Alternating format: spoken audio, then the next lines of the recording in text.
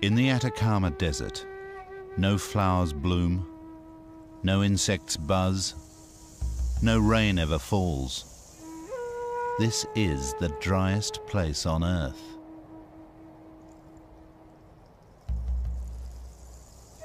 Yet there was once water here. The fretted hills speak of downpour and of deluge.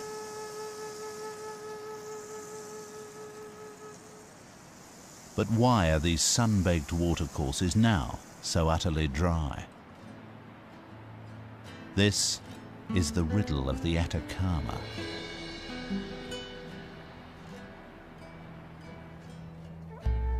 Stretching down the western side of South America, Chile is an extremely long, narrow country. In the north is the Atacama Desert. It's confined by the Pacific Ocean on one side, and on the other, the mighty Andes Mountains. Here, beside the Atacama, nestled on the roof of the Andes on a great high plain called the Altiplano, there is water, and there is life.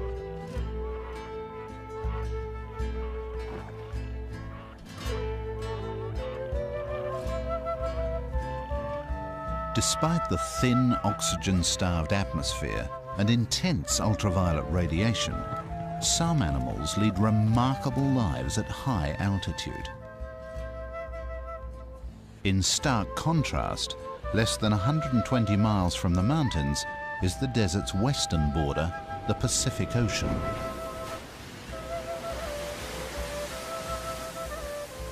The sea's riches attract some unlikely hordes.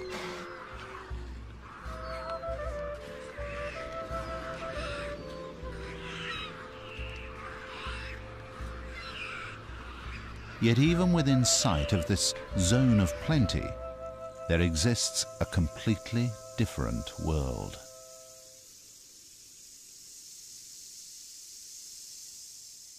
The sterile Atacama Desert is devoid of movement and of sound. Could any life exist within the desert's arid heart? The spell of silence is broken by air that sweeps down from the Andes. The fierce desert heat spins the cool air skywards.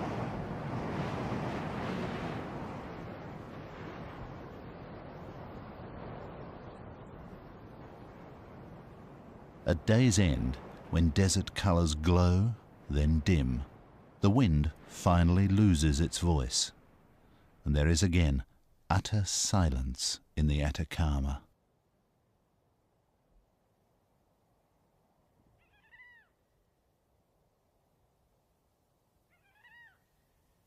Then, from the dark wilderness, eerie, unearthly cries can be heard.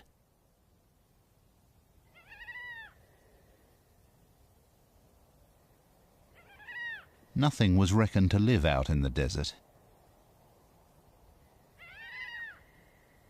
Nothing, except the gulls that were recently discovered here. Each night, some fly more than 60 miles from the sea.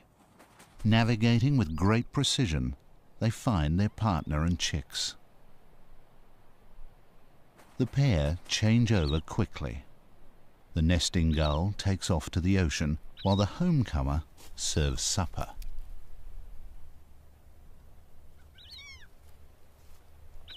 This will be the only meal that the chick will receive in 24 hours. Why do these Garuma gulls nest here, so far from food and water, and in the most extreme conditions?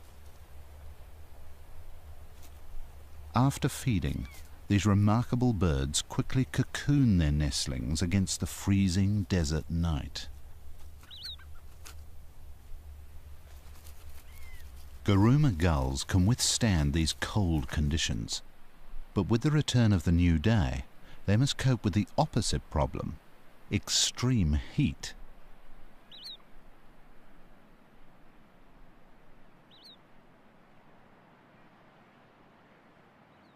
As the morning temperature soars, they pant like dogs and fluff their feathers to circulate air close to the skin.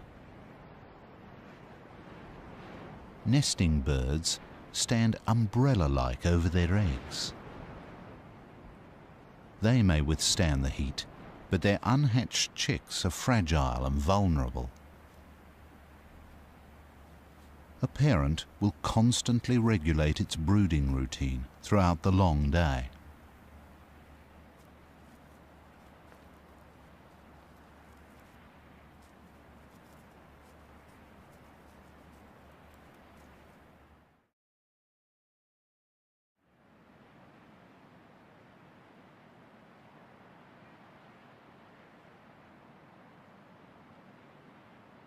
A Garuma gull's specialization for desert life begins even before it has hatched. Every chick must struggle to escape from an uncommonly thick eggshell. It's designed to prevent water loss in this harsh environment. But the thick shell slows down absorption of oxygen. As a consequence, each chick develops slowly, spending more than 30 days within the egg, the longest of any gull.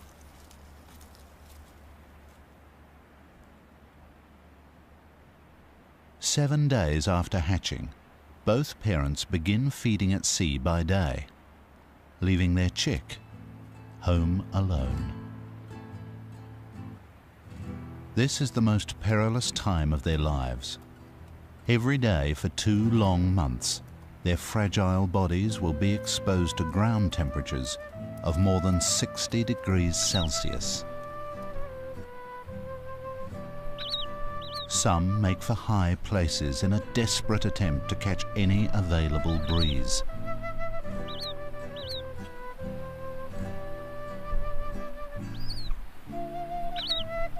Others use whoever or whatever they can as sunshades.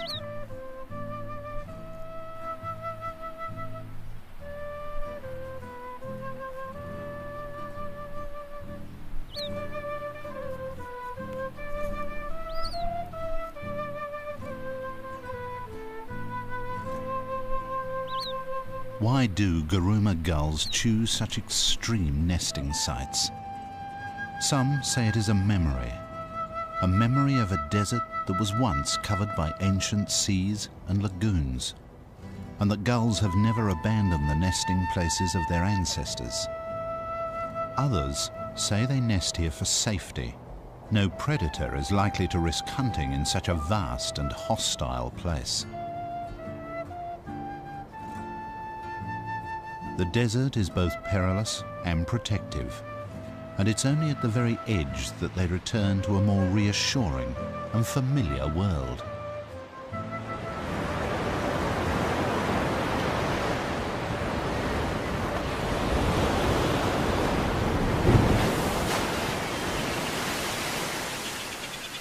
The contrast between desert and ocean could not be greater.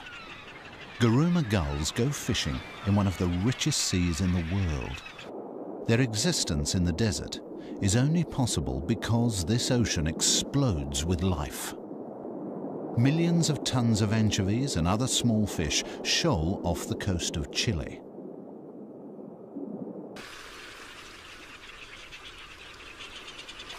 Inca terns dive vigorously on a shoal of anchovies. They take only 1 or 2 fish and run a rapid shuttle service to waiting youngsters.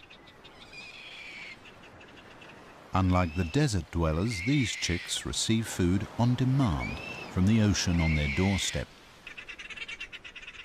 These most unusual and resplendent terns perform strict courtship rituals. A male offers an anchovy to a female, both to assure her that he is a good provider and to condition her for breeding.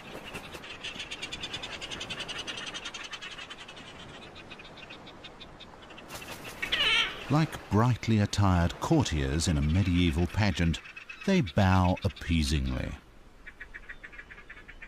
And only when due ceremony has been observed is the mating ritual completed.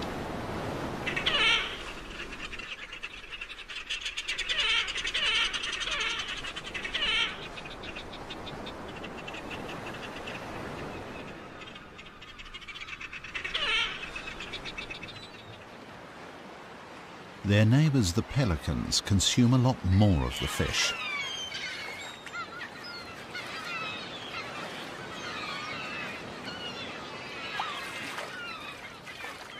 Pelicans can scoop up to 7 pounds of anchovies in their throat pouches.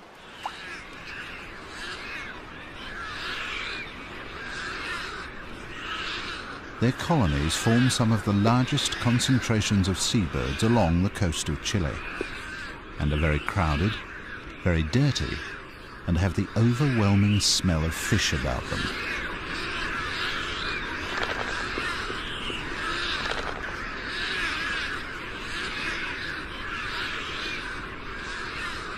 To prevent soiling and infection in a place of filth and parasites, even large chicks lack feathers, looking more like strange prehistoric reptiles.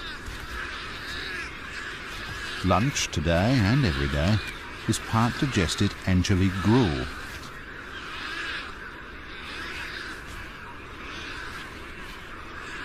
Each chick will receive around 220 pounds of fish before it's feathered and old enough to fend for itself.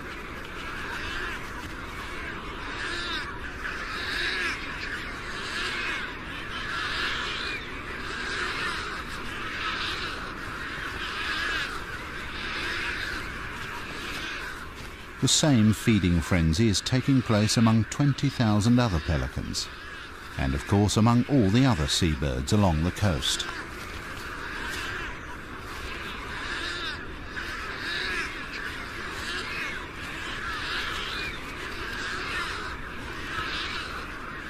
So why is the ocean so incredibly rich and able to support so much life? One clue as to why the sea is so bountiful has just arrived in the colony. It's a penguin. And it's not alone. What has brought creatures of snow and ice to the edge of the desert?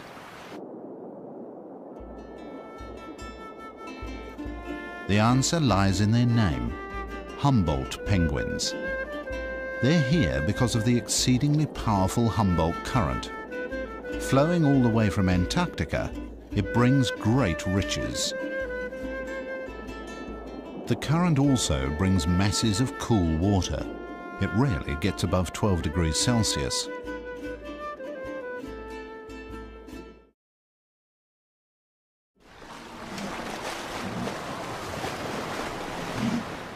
Sea lions, like penguins, can swim in the cold water whenever they overheat.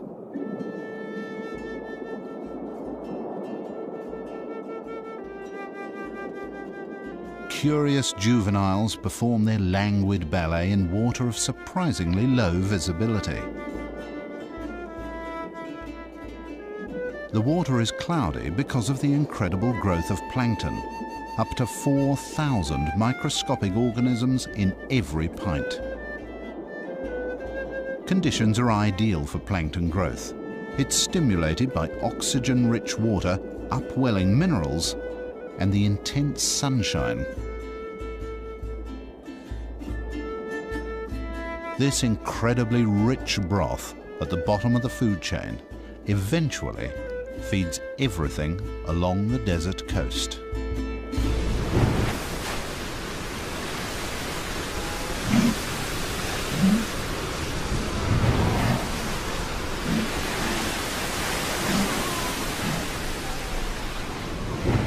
But the cold Humboldt current alters conditions above the waves as well.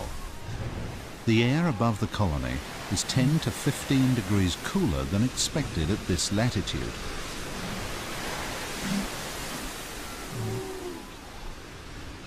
Cooler air does make life a little more bearable in the sea lion colonies. Fur coats and layers of blubber are not recommended desert wear.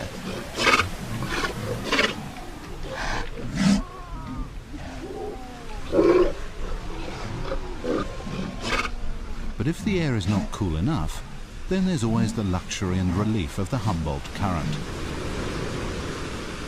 And it's out over the cool ocean that one part of the riddle of the Atacama can be solved.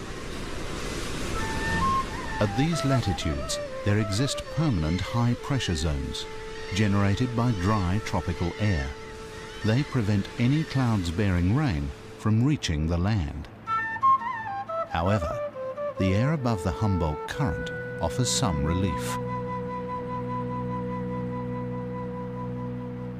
Every day, as the land heats up, clouds are drawn tantalizingly in from the ocean, where fog forms.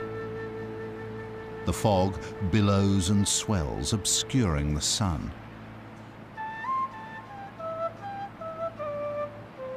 In northern Chile, this fog bank is known as the Camanchaca.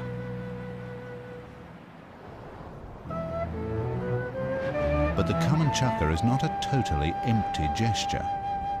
Along the hilltop closest to the sea is a unique community of plants and animals.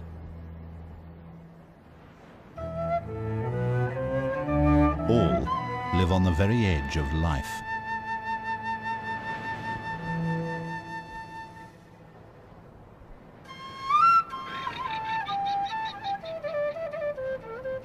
They can only exist here because of the water vapor provided by these daily fogs.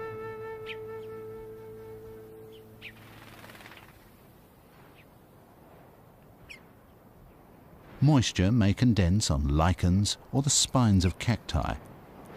Ridged stems then funnel water down to the roots. The Camanchaca brings the miracle of life to the desert fringe, but it's a cruel and empty gesture to the parched land beyond. A few hundred yards from the coast, the fog evaporates into thin air.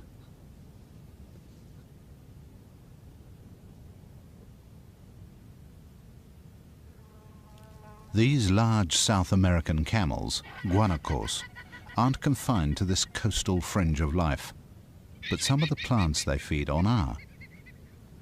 Guanacos survive on this tough plant material. For water, they will suck lichens like a sponge. The cacti that survive with least water are barrel cacti. On the extreme edge are those that bury half their barrels into the earth to help reduce moisture loss, and they also religiously face the noonday sun to minimize the area exposed to its harsh rays. They mark the edge of the desert, the edge of life. The desert extends southward for more than 600 miles. Always there is a coastal fringe of life. Closer to its southern boundary, a little winter rain assists the fog in growing larger cacti and allows larger animals to gain a greater foothold.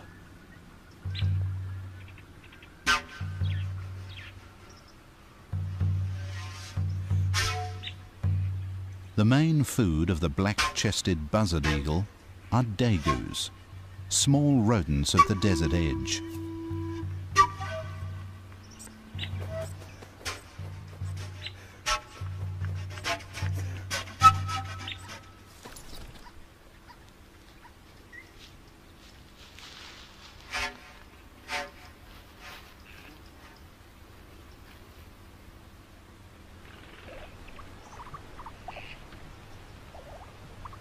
Dagoos control buzzard eagles' survival through their breeding abilities.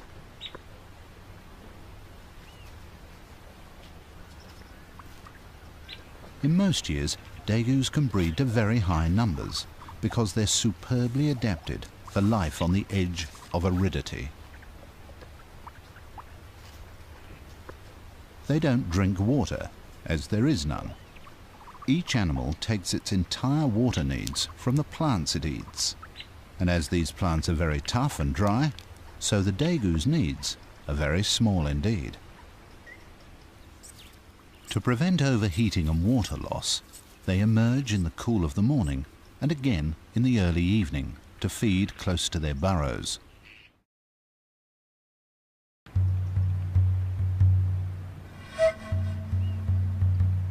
The buzzard eagle has a large feeding range. it must spend most of its time hunting. It is no longer just feeding itself.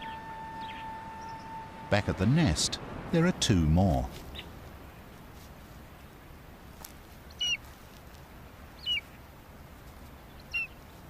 One chick is clearly stronger than the other, but there is a harsh survival logic in its aggression.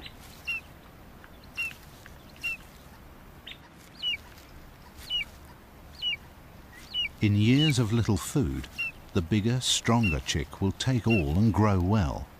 The weaker will eventually die through stress and neglect. The alternative is for both to weaken and possibly die.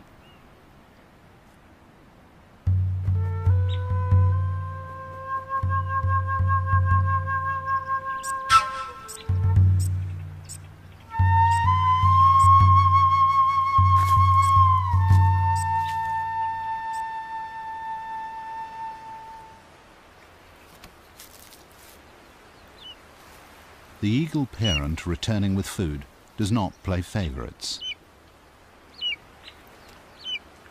It dismembers another hapless daegu. It feeds the nearest begging mouth, which always belongs to the stronger chick.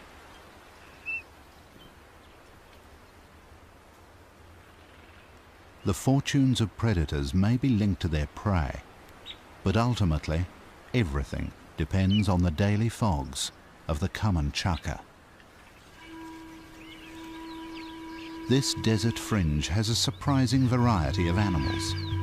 Each must find its own ways of dealing with extremes.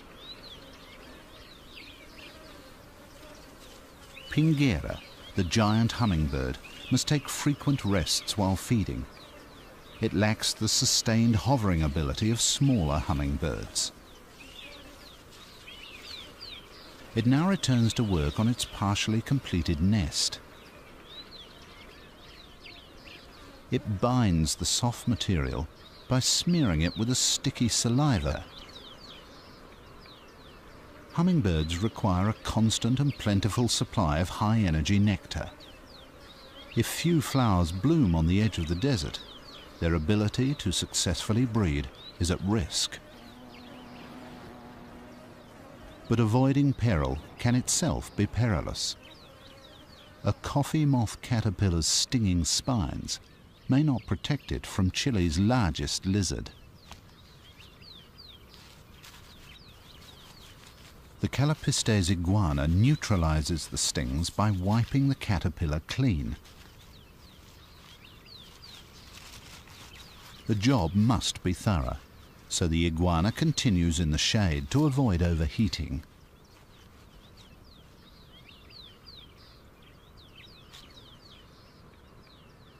But in the constant balancing act of hunger versus risk, some food remains permanently off the menu.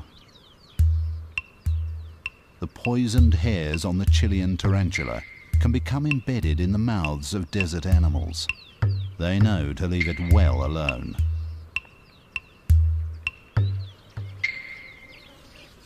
Pinguera stays out in the midday sun. She's hunting insects on the wing.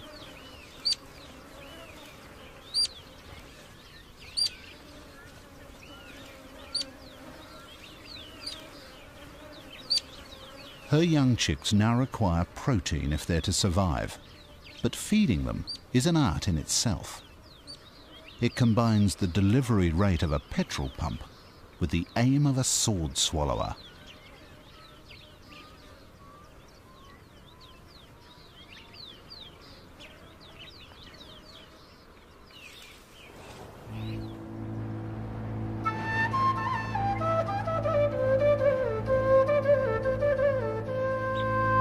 Near the southern edge of the desert, where coastal hills are a little higher, the daily common chukar creates its ultimate gift, its greatest contrast to the desert.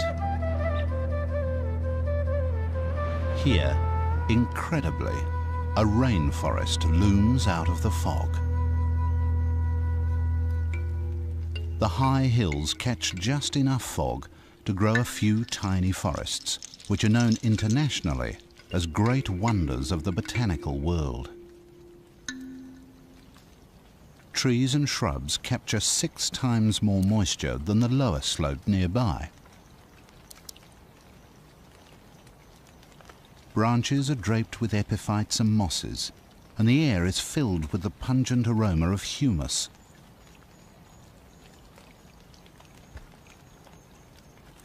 It's unbelievable that just a few hundred yards to the east, the driest desert in the world awaits.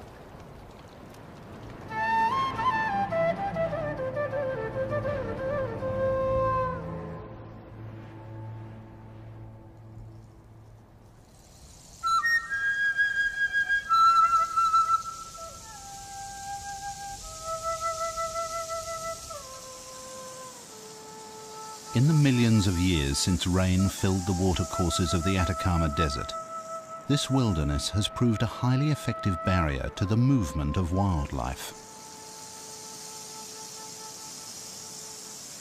For many thousands of years, however, one species has repeatedly crossed the desert and left clear evidence of its passing.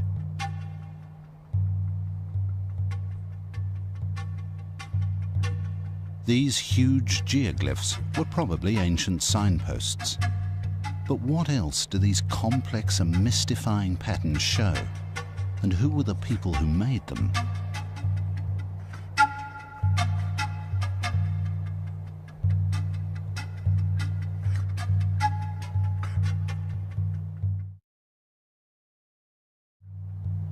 Closer to the mountains, in valleys where a little water brings a splash of green, there are caves. In them lie the remains of peoples thousands of years old.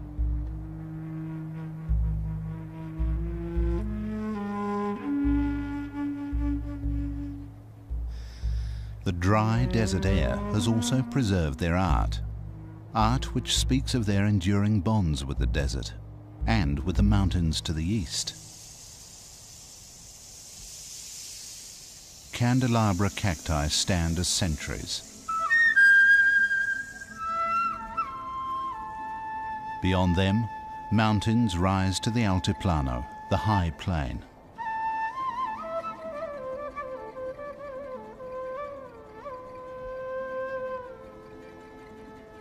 This is the home of the descendants of those mummified desert people.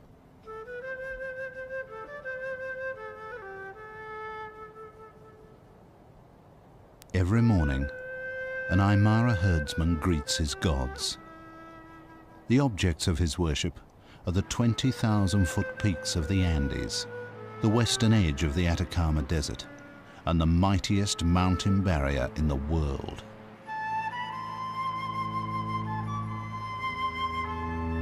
The mountains are flanked by scores of active volcanoes, ominous and potent indicators of mountains in the making.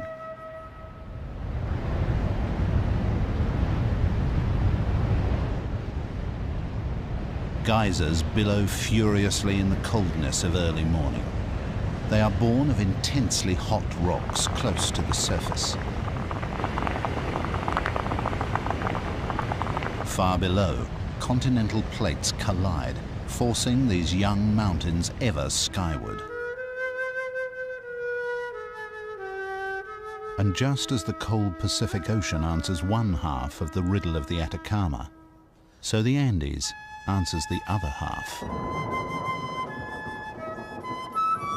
Rain-bearing clouds from the tropical northeast are prevented by these mountains from ever reaching the desert below, the high peaks forcing the clouds to release all their precious moisture. Melted snow and rain then flow into the highest lakes in the world, some more than 12,000 feet above the sea. Here, life faces enormous extremes of ultraviolet radiation, of cold, and of thin, oxygen-starved air. Yet animals cope. The giant coot's large size probably helps them withstand the harsh climate.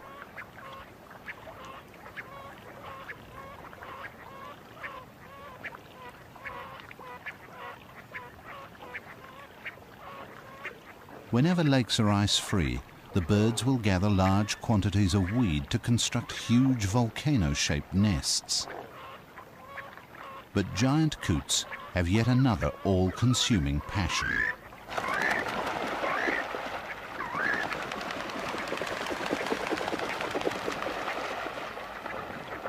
Family groups are forever disputing territory.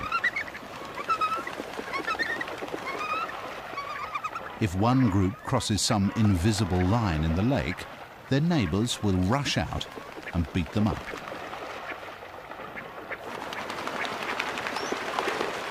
Neither group ever wins the war. The only concession is an uneasy truce. Until next time.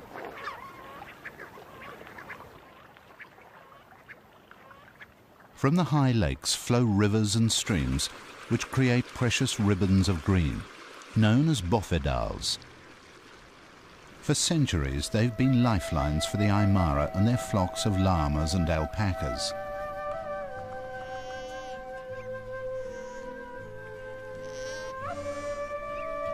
These South American camels have ensured the survival of communities in the Andes. Llamas are beasts of burden. The shorter alpacas are bred for their fine hair.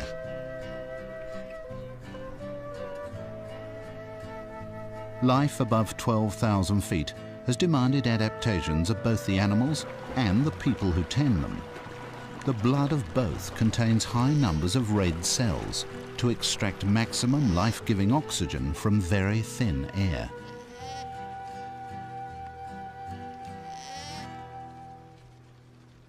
A wild type of camel also lives up on the Altiplano. The hair of the vicuña is the finest natural fibre in the world. It was more highly valued than gold, and the desire to possess it very nearly led to their extinction. Their numbers continue to recover. It's breeding season. A male drives off the bachelors that have come too close to his harem.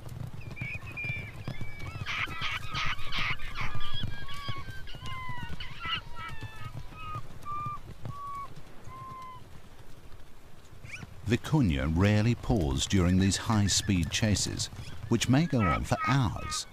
With little oxygen to sustain them, their stamina is extraordinary. The territory holder concentrates his attacks on the leader of the group. The tactic works. The bachelors lose their resolve and drift down the valley, away from his territory.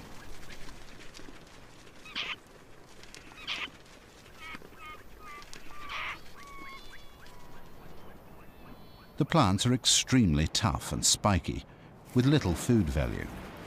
Yet these remarkable animals not only survive, they're coming back from the edge of extinction. A fox is attracted to the birth of a vicuña. Vicuña births always take place in the early morning. The infant dries off and gathers its strength in the day's sunshine.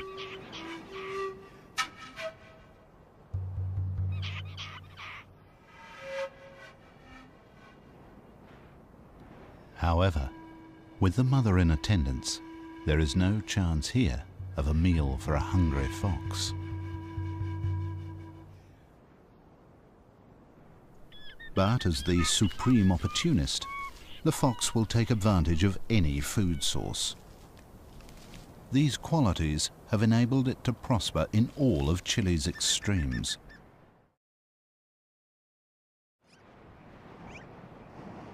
The bofedal is strewn with piles of rock, the remains of old volcanic eruptions. They're much sought after by vizcachas. These unusual animals warm themselves after another freezing night on the Altiplano.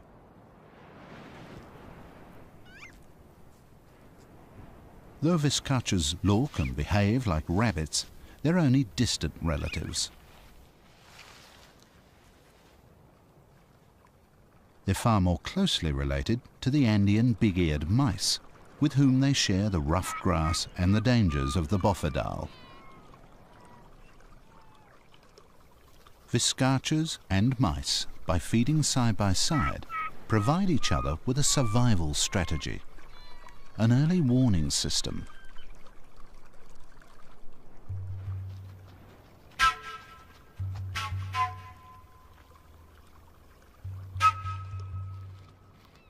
At the approach of the fox, the sentry's whistle alerts the viscachas.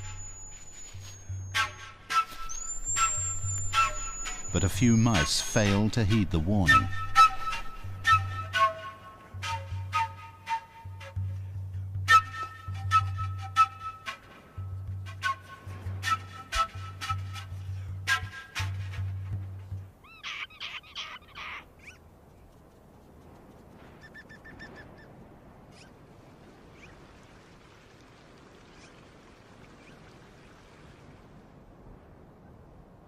Rivers and streams continue their winding journeys through a maze of hills towards the desert. Most will never make it. They end in large basins. Here, water evaporates rapidly, leaving vast salt pans, stretching as far as the eye can see. There are signs of life in this desert of salt.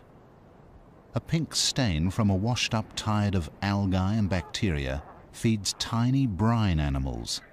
They, in turn, feed some highly specialized birds. Flamingos gave rise to the legend of the phoenix, a bird said to live for 500 years, then built its own funeral pyre from which it rose reborn and unscathed by flames. Though their feathers are still tinged with those legendary fires, the red colour comes from a carotene pigment in the brine creatures on which they dine. 3 species inhabit the salt lakes. Both the James and Andean flamingos strain the water for the tiniest microorganisms, whereas the Chilean flamingo feeds according to its Spanish name, flamenco chileno.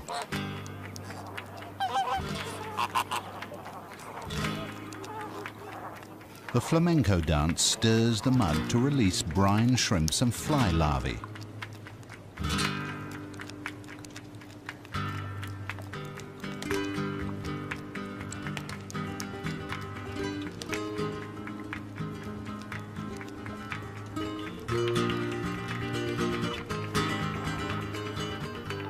Other birds perform ballets of the brine lake.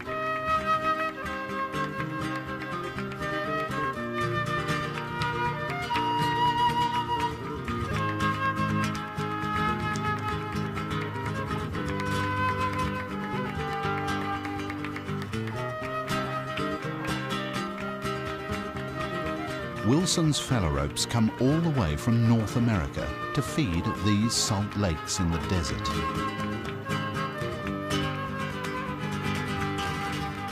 Others live nearby all year round, like Andean geese. But whatever the bird, and by whatever means, scythe, sieve or spear, they all reap the harvest of the salt lake.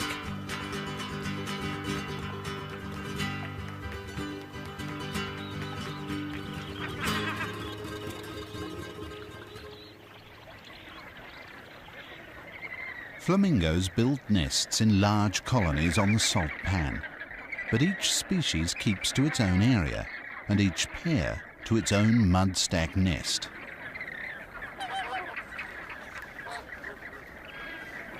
Young chicks are unable to feed themselves. Instead, their parents feed them a blood-red secretion similar in composition to mammalian milk. Flamingos are highly adapted for life on the salt pan. Not only must they cope with extreme heat, but also with the highly caustic salt. As chicks grow older, they gather in large groups for mutual protection. They're easily startled. A gust of wind is enough to send them into a stampede.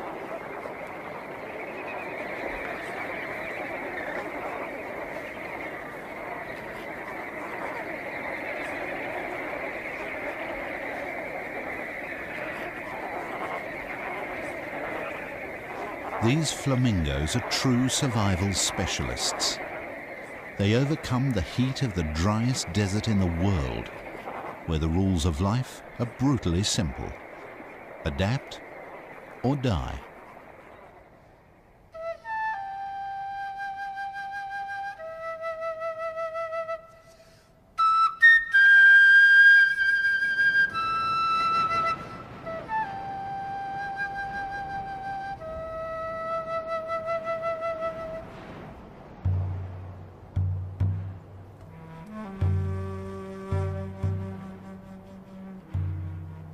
The skeleton of a mule, one that was given its freedom in the desert. Without food or water, it perished, its flesh baked to powder by sun and wind. The mule was one of many working animals released when the nitrate industry here collapsed earlier this century. At its peak, 45,000 workers at 170 sites mined huge deposits of nitrate salts, laid down millions of years ago when the desert lay beneath the sea. Fortunes were made, just as easily as lives were lost. And although the nitrate industry went bust, another boomed.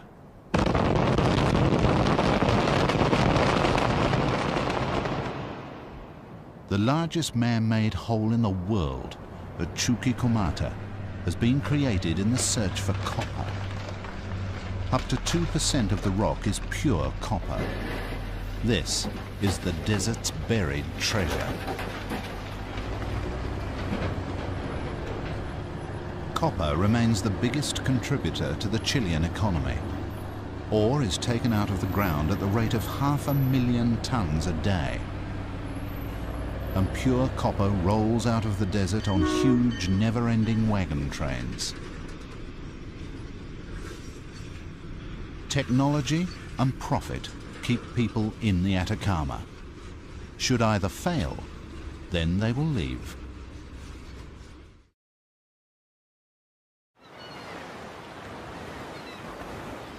Bulk carriers wait like ghosts in the fogs of the Camanchaca.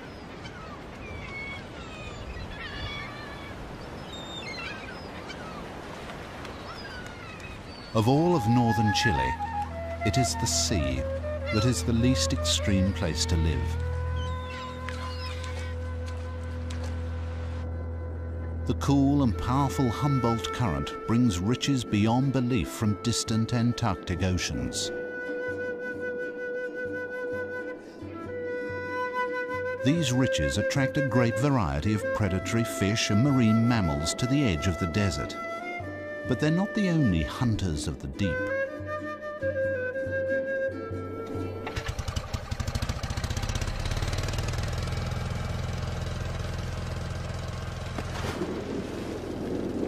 On one hand, factory ships take 2 million tons of anchovies from this coast each year. On the other, a solitary diver on the end of a breathing pipe gathers what he can. Such is the bounty that even he may gather more than 100 species of fish and shellfish. One of the most highly prized delicacies is the loco, an abalone-like shellfish.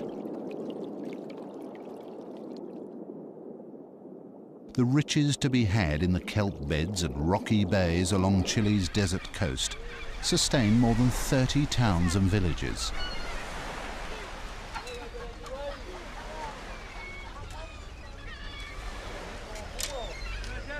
This is not commercial harvesting of the sea by factory ships, but small-scale fishing to feed local families. In this way, the needs of the people are no different to that of pelicans or sea lions or penguins. All rely on the bounty of the sea, but that great bounty is balanced on a knife edge.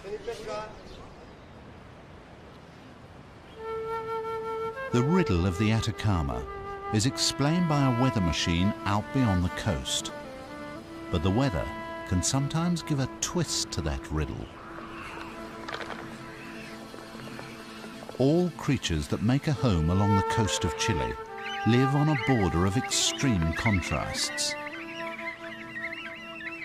On one side of the shore, there is immense richness. On the other, there is only poverty and sterility.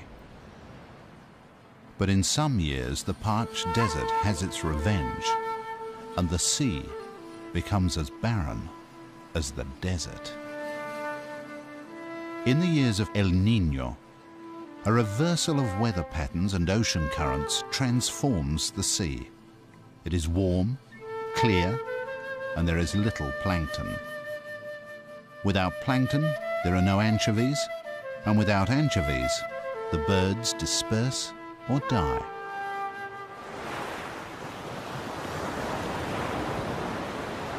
The good years are so good for the Humboldt penguins that they breed twice. This is also a good insurance policy against hard times. Each day they come ashore late in the afternoon when the sun's heat is less fierce.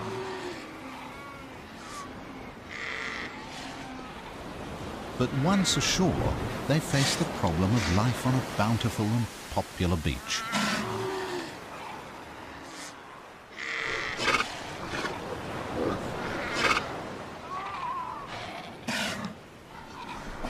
To reach their nests, they must thread an uncertain path through a colony of tetchy sea lions.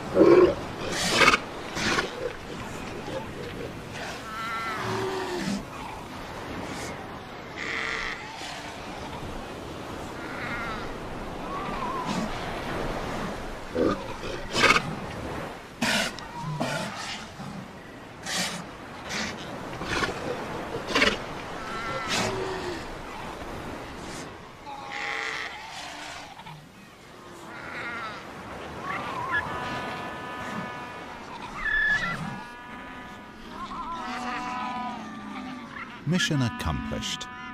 But now come the energetic rituals of greeting one's family. This frenzy of calling, preening and courting comes at the end of a day when a penguin may have had to swim 30 miles to fill its belly with fish, a very long way for a small bird. But in bad years they may swim 2 or even 3 times that distance and still come home hungrier than when they left.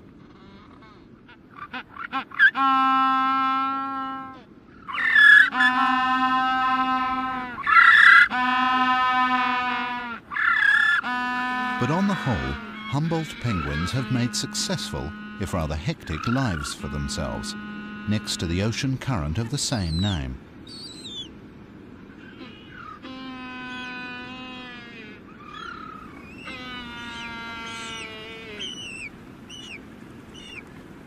For penguins, the benefits of good years always outweigh the risks and disasters of bad ones.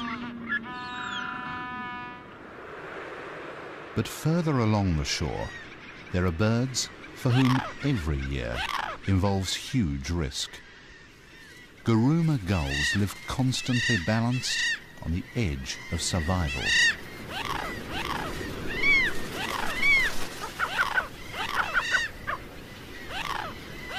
Some have chicks waiting in the desert. Others are still courting and mating.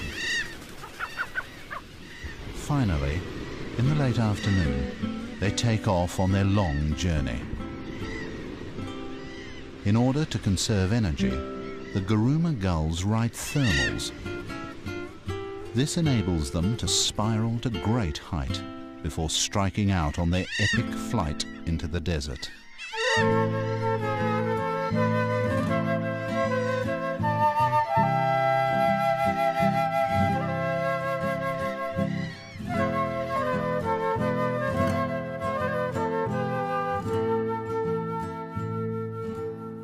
They alone choose to raise their young in the middle of the driest place on Earth.